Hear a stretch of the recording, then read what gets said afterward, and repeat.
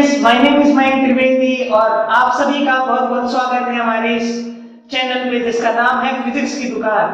तो आज हम लोग अपनी सीरीज के अगले वीडियो की तरफ बढ़ते हैं। जैसा कि हमने पिछले वीडियो में डिस्कस किया था इलेक्ट्रोस्टैटिक के कुछ कॉन्सेप्ट्स के बारे में, आज मैं आपको कुछ और इलेक्ट्रोस्टैटिक के बहुत ही बेहतरीन कॉन्सेप्ट बताऊंगा जिसके जरिए आपके इलेक्ट्रोस्टैटिक के लगभग कॉन्सेप्ट कवर हो जाएंगे। तो आज का जो पहला टॉपिक है वो है फ्रिक्शन चार्जिंग।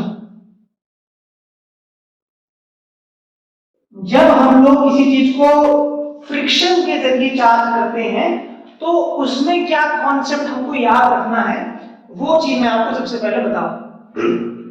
सबसे पहली बात, अगर हमको जान लेते हैं फ्रिक्शन क्या होता है। फ्रिक्शन के बारे में तो आप जानते हो, जब हम लोग किसी चीज को रगड़ते हैं, रगड़ने के बाद किसी दूसरी बॉडी को चार्ज करते हैं, खुद को चार्ज करते हैं, ठीक है, किसी दूसरी बॉडी को चार्ज करते हैं, किसी जिस बॉडी को रगड़ रहे हैं दूसरी बॉडी में उसको चार्ज करते हैं, तो वो होता है चार्जिंग बाय फ्रिक्शन। अब क्या होता है फ्रिक्शन से चार्ज करने के लिए इंपॉर्टेंट बात क्या है? जैसे हमारे पास दो बॉडी है, एक बॉडी है ए और एक बॉडी है बी। इन दोनों बॉडी को अगर हमको घिस के इन दोनों में चार्ज लाना है, मतलब फ्रिक्शन के जरिए इसमें का चार्ज लाना है, तो यहां पे इंपॉर्टेंट ये है कि इनमें से एक बॉडी को इंसुलेटर होना जरूरी है। इनमें से एक बॉडी को इंसुलेटर होना जरूरी है, ठीक है। सबसे बड़ी बात जो हमको याद रखनी है, क्योंकि कई बार तो ऐसे सीधे क्वेश्चन आ जाते हैं कि फ्रिक्शन के जरिए कैसी दो बॉडी को हम लोग चार्ज कर सकते हैं, तो उनमें से एक बॉडी को इंसुलेटर होना जरूरी है, ठीक है। अगर इंसुलेटर नहीं होगी तो क्या होगा, ये भी पूछ सकता है आपसे।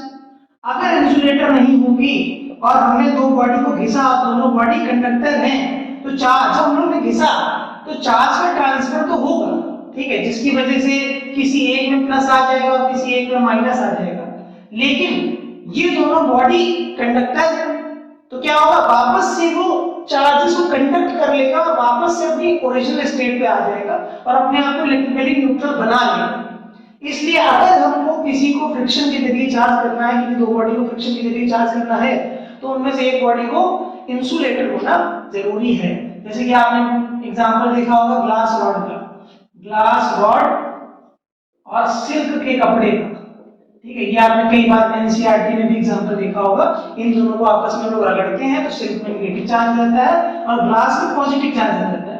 अब ये पॉजिटिव और नेगेटिव क्यों आता है, कैसे आता है, किस पे पॉजिटिव आएगा, किस पे नेगेटिव आएगा, ये किस बात पर डिपेंड करता है? ये इस बात पर डिपेंड करता है कि जिसकी इलेक्ट्रॉन एफिनिटी ज्यादा होगी उस पे डिपेंड करता है। मतलब यहाँ पे जो चार्ज का ट्रांसफर हो रहा है वो इलेक्ट्रॉन की एफिनिटी डिफरेंस के कारण, इलेक्ट्रॉन एफिनिटी के डिफरेंस के कारण आता है, ठीक है। तो यहाँ पे किस वजह से चार्ज आता है, इलेक्ट्रॉन एफिनिटी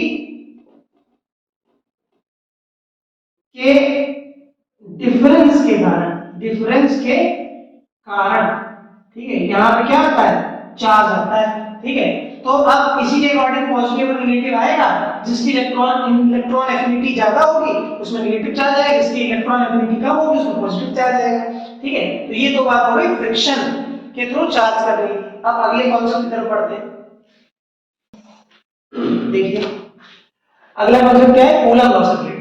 अब हम लोग जानते क्या है, कूलम लॉ तो हम लोग जानते ही है ना, कूलम्स लॉ तो हम लोग जानते ही। क्या होता है कूलम्स लॉ, अगर हमारे पास दो चार्जेस हैं, एक चार्ज q है और एक चार्ज q1 है, एक चार्ज q2 है, ठीक है, इनके बीच की जो दूरी है, सेंटर के बीच की जो दूरी है वो है हमारा r। तो अगर हम लोग बात करें कूलम्स लॉ की, तो कूलम लॉ के अकॉर्डिंग क्या होगा, कूलम लॉ के अकॉर्डिंग होगा जो इनके बीच में जो फोर्स लग रही होगी, अट्रैक्टिव हो या रिपल्सिव, वो तो नेचर पे डिपेंड करता है। जो फोर्स लग रही होगी वो क्या होगा, 1/4 pi epsilon naught q1 q2 divided by r², ठीक है, ये होता है, ठीक है। ये तो हमारी हो गई जनरल मैग्नीट्यूड वाली फॉर्म, ठीक है, ये मैग्नीट्यूड होता है फोर्स का। अगर वेक्टर फॉर्म में कहें तो वेक्टर फॉर्म में अगर हम लोग कहें तो ये फार्मूला हो जाता है 1/4 pi epsilon naught q1 q2 r cap divided by r², ठीक है, आर वेक्टर का स्क्वायर। ठीक है, अब अगर हम लोग थोड़ा सा इसको और खोलें तो ये हो जाएगा 1/4 pi epsilon naught q1 q2 और r, इसको कैसे बोलते हैं, आर कैप को कैसे बोलते हैं हम लोग जानते हैं, कैसे बोलते हैं, ये सॉरी यहाँ पे थोड़ा सा गड़बड़ कर दिया, यहाँ पे से 12 होगा, यहाँ पे कैसे बोलेंगे इसको हम लोग, यहाँ पे लिख बोलेंगे इसको R vector divide by R. ठीक है, तो इसका मैग्नीट्यूड, तो ये आर क्यूब हो जाएगा, तो ये इसका वेक्टर फॉर्म हो जाएगा, F vector equal to 1/4 pi epsilon naught q1 q2 by r cube into r vector. ठीक है, ये इसका वेक्टर फॉर्म हो गया। अब इसमें जानने वाली क्या बात है, ये तो हमको पहले से ही पता, जानने वाली बात है इसकी लिमिटेशन। ठीक है, क्या लिमिटेशन है इसकी, क्या जानना है हमको इस लिमिटेशन।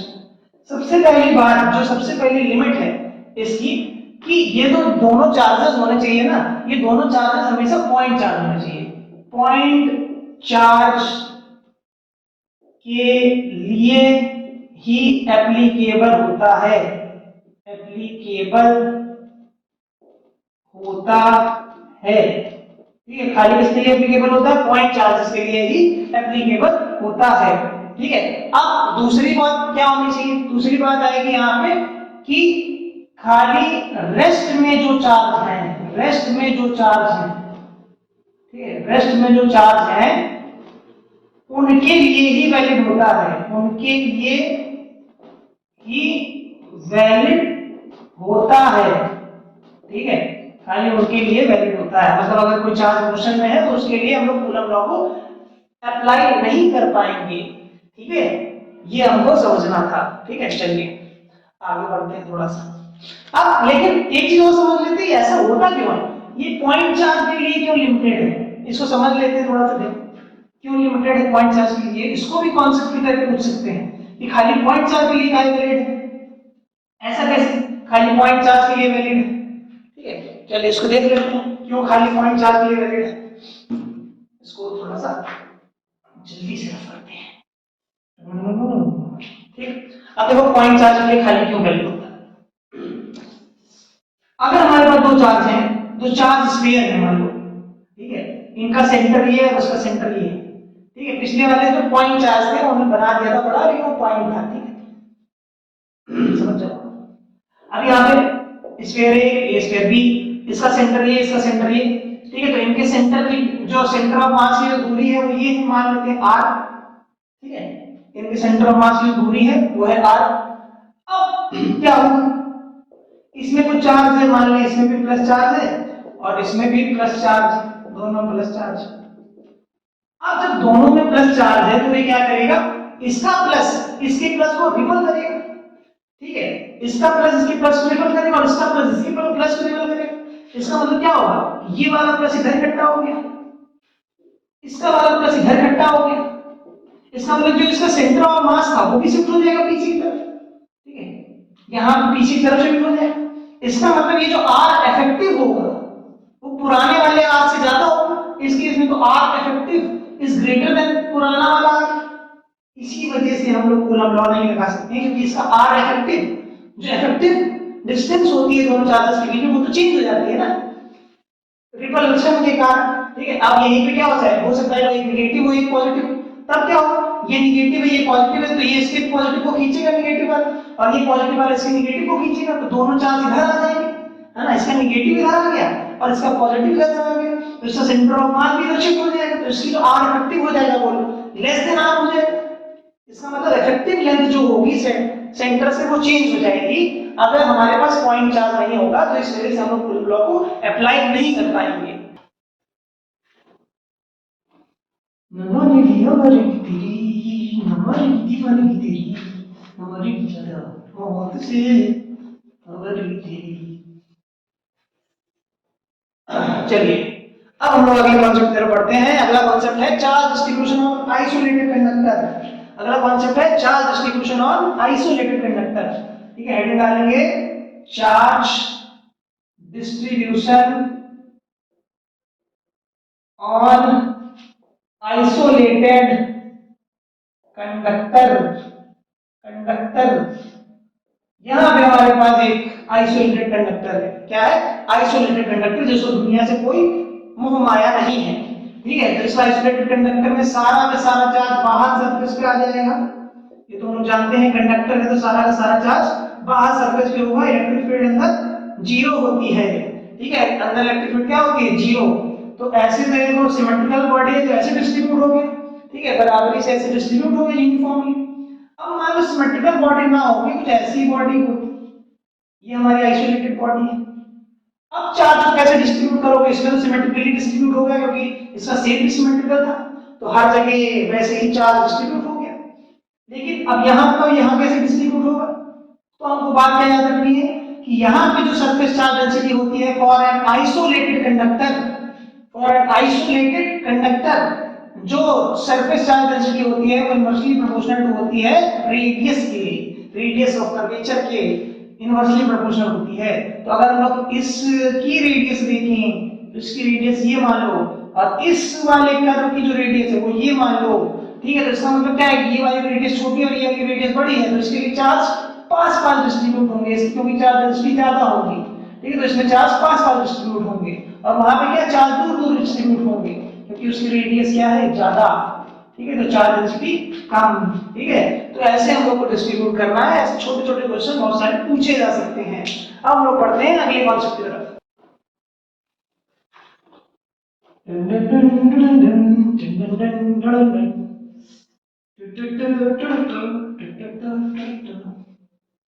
अगले कॉन्सेप्ट की तरफ अब हम लोग बढ़ते हैं, अगले कॉन्सेप्ट की तरफ।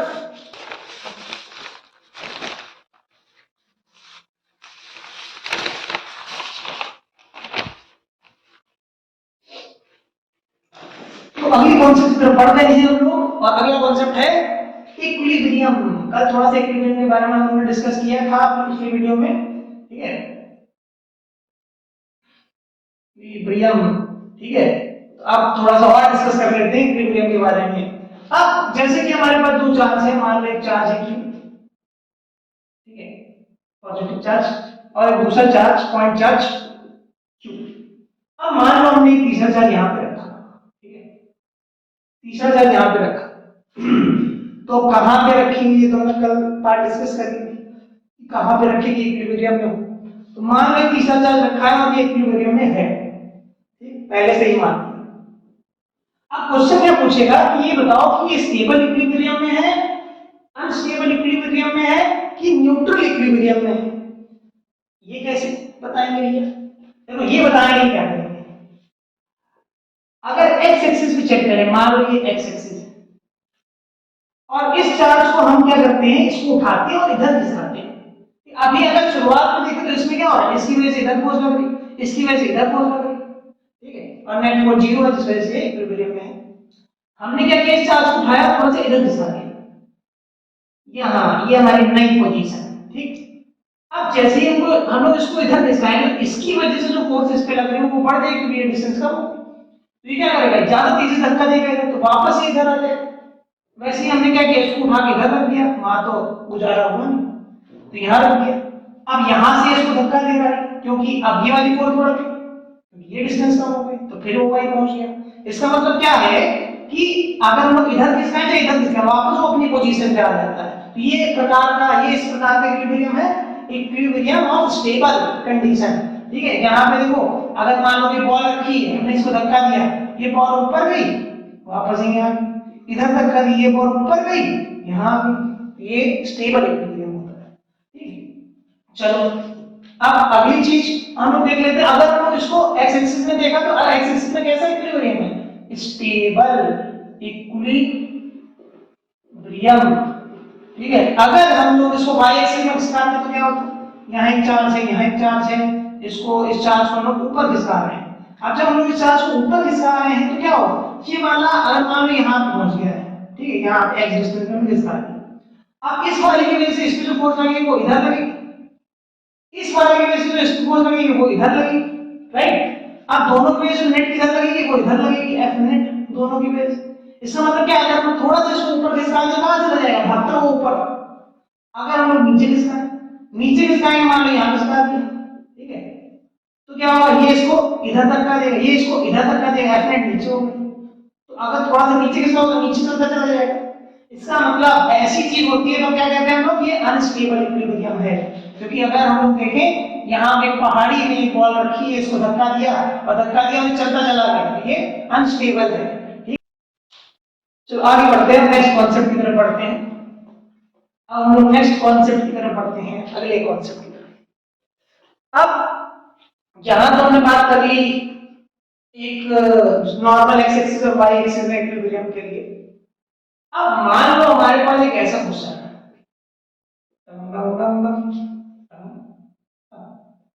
ये ठीक है, दो चार्जेस लटका दिए हमने, एक चार्ज एक चार्ज ये है थीटा। ठीक, अब तुमसे पूछ रहा है कि अगर ये वाला चार्ज और ये वाला चार्ज दोनों चार्जेस क्या है, इक्विलिब्रियम में है, तो तुमसे पूछ सकता है कि मान बताइए कि थीटा कितना होगा, थीटा की वैल्यू बताइए। तो आप ऐसे क्वेश्चन को कैसे शुरू करेंगे? सबसे पहले क्या करेंगे, हम लोग जानते हैं कि नीचे अगर ये एक कोई बॉडी है तो इस पे लग रहा होगा नीचे mg। ठीक, अब अगर इसको हमने रस्सी से बांधा है तो इस पे लग रही होगी एक टेंशन। अगर ये थीटा है, दोनों चार्जेस बराबर है, तो ये एंगल थीटा बाय 2 और ये एंगल भी थीटा बाय 2। अगर हम लोग इस एंगल की बात करें तो ये भी एंगल थीटा बाय 2।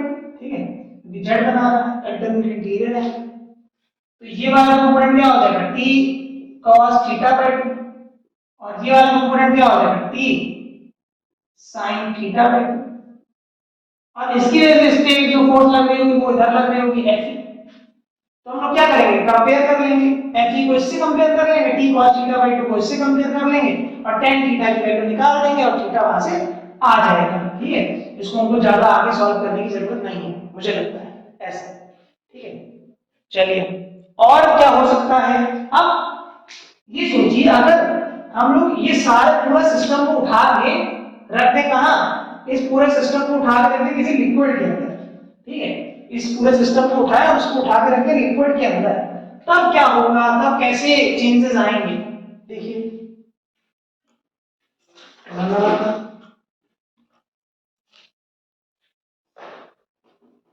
अगर हमने इसको किसी लिक्विड के अंदर डाल दिया तो हम लोग क्या करेंगे। ठीक है, तब हम लोग क्या करेंगे, पहले तो बोर्ड साफ करेंगे और उसके करेंगे। ठीक है, तो क्या करेंगे, मान लीजिए ऐसे ही सिस्टम था। ठीक है, ऐसे ही सिस्टम था, ये चार्ज क्यू था, ये चार्ज क्यू था, यहाँ टेंशन T लग रही थी, यहाँ टेंशन T लग रही थी, ये एंगल थीटा था। ठीक है, ये एंगल थीटा बाय 2 था। इसको हमने क्या किया, लिक्विड के अंदर डाल दिया। अब लिक्विड के अंदर डालेंगे, मान लो ये इसकी फोर्स लगा रही है, इलेक्ट्रोस्टैटिक फोर्स Fe, और इसकी वैल्यू कितनी हो जाएगी, 1/4 pi epsilon not K Q into Q, Q square upon R square, मान लेते हैं इनके बीच की जो दूरी है वो R है। ठीक है, यहाँ पे देखो एप्सिलॉन नॉट सब K लगा दिया बस हमने। K क्यों लगाया, क्योंकि अब की बार ये मीडियम में है, एयर होता तो सीधे एप्सिलॉन नॉट लगता, लेकिन अब की बार ये कहां पे है, किसी मीडियम में, तो एप्सिलॉन नॉट K हो जाएगा एप्सिलॉन नॉट की जगह। ठीक है, और क्या चेंजेस आएंगे, नीचे लग रहा है mg इफेक्टिव, क्योंकि अब की बार तो g इफेक्टिव लगेगा ना, और ये किसके बराबर होगा, mg 1 माइनस रो l upon rho s, liquid का डेंसिटी अपॉन सॉलिड का डेंसिटी। ये तुमको क्वेश्चन में ही गिवन होगा, अगर ऐसा कोई क्वेश्चन होगा तो। ठीक है, तो mg की जगह हमको ये रखना है, mg 1 माइनस रो l अपॉन रो s, और बाकी वही सब चीजें, ये t cos थीटा बाय 2 और ये t sin थीटा बाय 2। बाकी और कोई चीजें नहीं बदलेंगी, बाकी और सब चीजें वही रहेंगी, और इसको सॉल्व कर लेंगे, फिर से हम लोग थीटा की वैल्यू निकाल लेंगे। ठीक, चलिए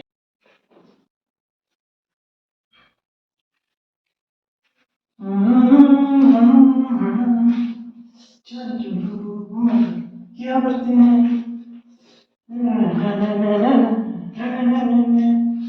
अब हम लोग समझ लेते हैं अंडरस्टैंडिंग द टेस्ट चार्ज। ठीक है, अगली चीज क्या समझना है हमको, understanding the test charge.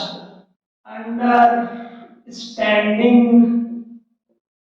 The test charge, test charge के बारे में आप लोग जानते होंगे, जब आप लोग इलेक्ट्रिक फील्ड पढ़ते हैं तब आप लोग टेस्ट चार्ज के बारे में पढ़ते हैं कि हम लोग कहते हैं कि जो इलेक्ट्रिक फील्ड होती है वो F upon F vector upon Q naught होती है, जहां पे Q naught is nothing but test charge.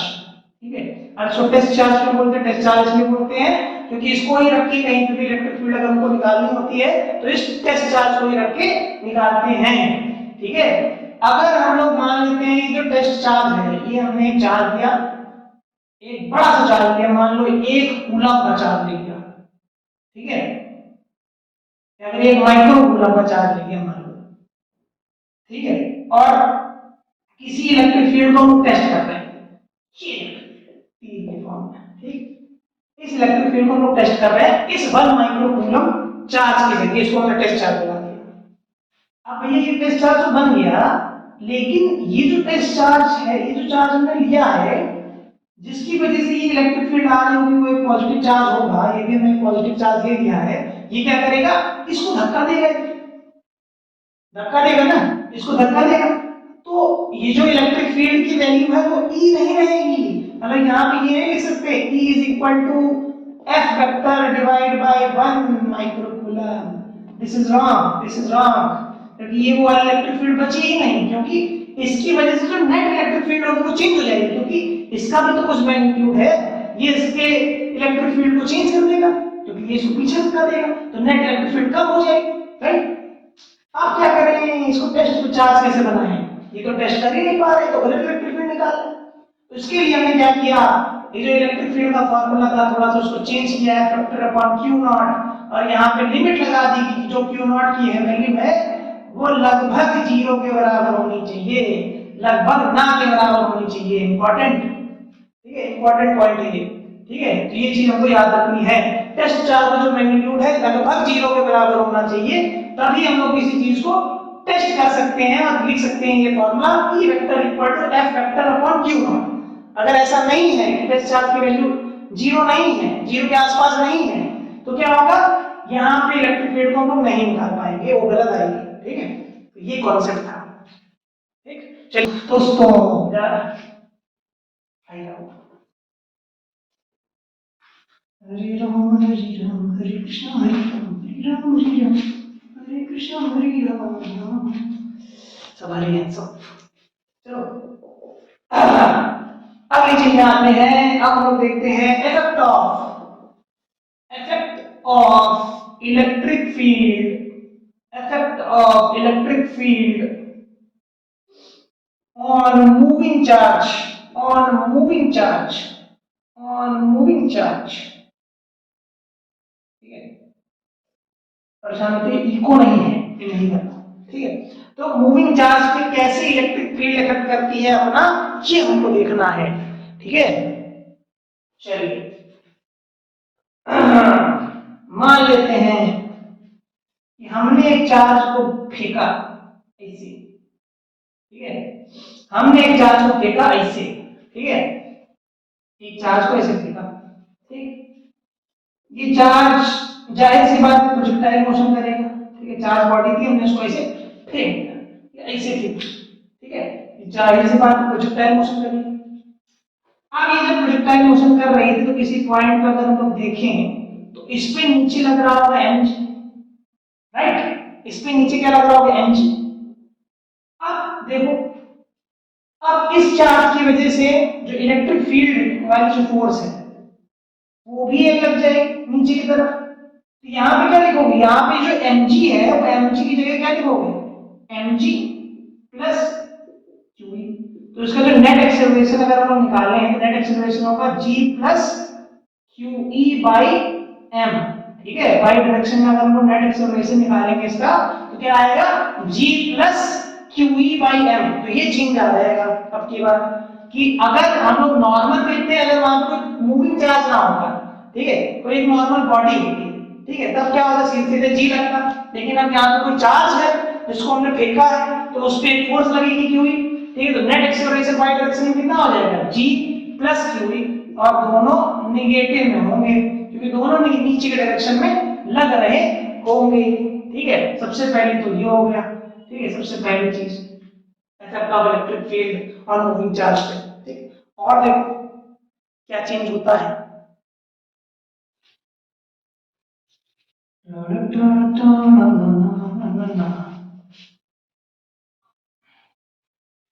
चलो और क्या चेंज हो सकता है। अब मान लो हम लोग मान लेते हैं हमारे पास एक लिक्विड है, ठीक है, हमारे पास एक लिक्विड है, इसमें बीच में चार्ज है Q, ठीक। अब हम लोग जानते हैं, अब देखो ये चार्ज है Q, मान लेते हैं हमने इसमें इलेक्ट्रिक फील्ड लगा दी ऐसे, ठीक है, ये इलेक्ट्रिक फील्ड लगा दी, ठीक, ये इलेक्ट्रिक फील्ड। अब मान लो इसका मास m है तो नीचे क्या लगाएगा, ये mg लगाएगा, राइट, ये नीचे लगाएगा mg। और अगर इलेक्ट्रिक फील्ड ऊपर की तरफ है तो इसमें जो फोर्स हो गया, अगर ये पॉजिटिव चार्ज है तो फोर्स किधर होगा, उसी डायरेक्शन में, QE। ये mg हो गया, वो क्या हो गया, QE हो गया, ठीक है। तो अगर यहाँ पे जी इफेक्टिव की बात करें तो जी इफेक्टिव कितना होगा इस केस में, जी इफेक्टिव हमारा हो जाएगा क्या, ये हो जाएगा G minus QE by M, ये हमारा जी इफेक्टिव होगा, ठीक है। यहाँ पे जो G लग रहा होगा वो कितना लग रहा होगा, G minus QE by M, ठीक है, ये आपको याद रखना है, G minus QE by M, ठीक है। चलिए अब नहीं, एक चीज और आप देखिए, यहाँ पे एक चीज और है, क्योंकि ये एक लिक्विड में रखा हुआ है, तो अभी हमने ये वाला केस डिस्कस किया था पहले भी, ठीक है, तो उसमें हम लोग जी इफेक्टिव ऐसे नहीं लिखेंगे, उसमें क्या लिखेंगे, जी इफेक्टिव, इसको भी तो चेंज करेंगे, ठीक है, इसको कैसे चेंज करेंगे, जो नेट जी इफेक्टिव होगा वो क्या होगा, G 1 minus rho L upon rho S minus QE by M, ठीक है, this is the G effective for this type of question, ठीक है। अगर इस तरह का क्वेश्चन आता है तो उसके लिए जी इफेक्टिव ऐसे लिखना है, ठीक है, जैसे न्यूटन्स लॉज ऑफ मोशन के क्वेश्चन ऐसे आ सकते हैं, ठीक है। आप जैसे क्वेश्चन आएंगे तो आप इसको कर लेंगे, ठीक है, कॉन्सेप्ट मैंने आपको बता दिया। अब एक इसमें और डिस्कस कर लेते हैं, एक और है जो चीज, वो है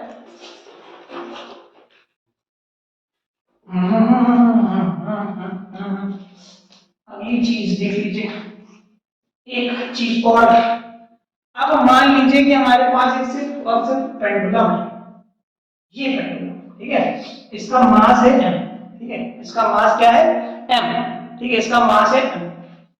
अब अगर हम तुमसे ये पूछें, अगर हम तुमसे ये पूछें, ये बताओ कि इसमें जी इफेक्टिव कितना होगा, देखो ये हमारा लग रहा है नीचे mg अभी, तो अब मान लो एक चार्ज है, ठीक है, इसको हम ऑसिलेट कर रहे हैं ऐसे, ठीक है, पेंडुलम है, इसको ऐसे ऐसे ऐसे ऐसे ऐसे ऑसिलेट कर रहे हैं, ठीक, इसको ऐसे ऐसे ऑसिलेट कर रहे हैं, और नीचे क्या लग रहा है, mg लग रहा है, नीचे क्या लग रहा है, mg लग रहा है। अब इसको हमको ऑसिलेट करना है, ठीक है, ऐसे ऐसे करके इसको ऑसिलेट करना है, ठीक है। जब ऐसे ऐसे करके हम लोग इसको ऑसिलेट करेंगे, मान लो ये पॉजिटिव चार्ज, ठीक है, ये हमारा एक पॉजिटिव चार्ज है, ठीक है, तो ये mg नीचे लग रहा है, ठीक है, ये mg हमारा कहाँ लग रहा है, नीचे लग रहा है। मान लेते हैं कि इलेक्ट्रिक फील्ड ऊपर है, ये भी हम लोगों ने मान लिया है, ठीक है, मान लेते हैं कि इलेक्ट्रिक फील्ड ऊपर है।